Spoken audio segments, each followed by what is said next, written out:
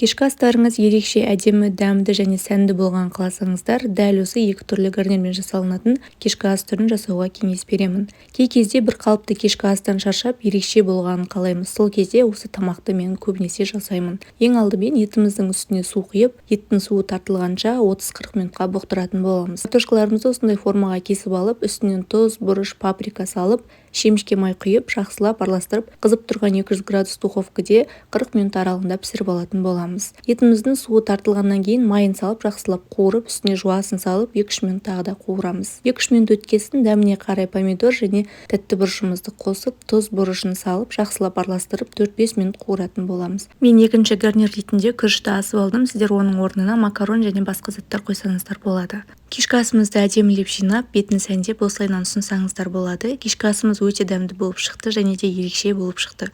Осы тағам түрін қонақ күткен кезде дастарханға ұсынсаңыздар да дастарханның сәнін өте қатты ашады.